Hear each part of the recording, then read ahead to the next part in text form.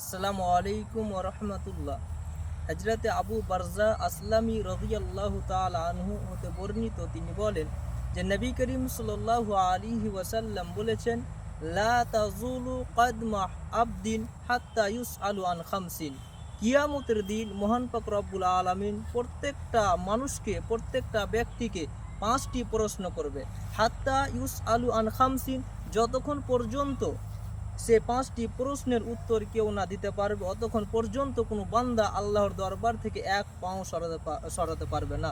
সেই প্রশ্নটি হলো, নবী করিম সাল্লাল্লাহু আলাইহি ওয়াসাল্লাম বলছেন, ওয়ান উমুরিহি ফিমা আফনা।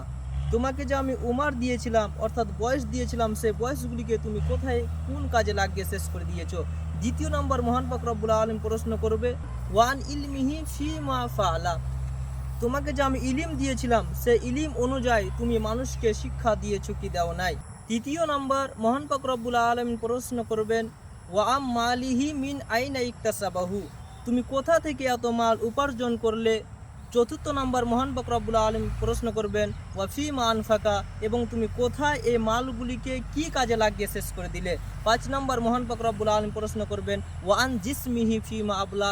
তোমাকে যে আমি দেহ দিয়েছিলাম, তোমাকে যে আমি বডি দিয়েছিলাম, তোমার বডিকে কি কি কাজে লাগিয়ে তোমার বয়সগুলিকে, তোমার বডিকে তুমি শেষ করে দিয়েছো, তোমার দেহকে কোন কাজে লাগিয়েছো।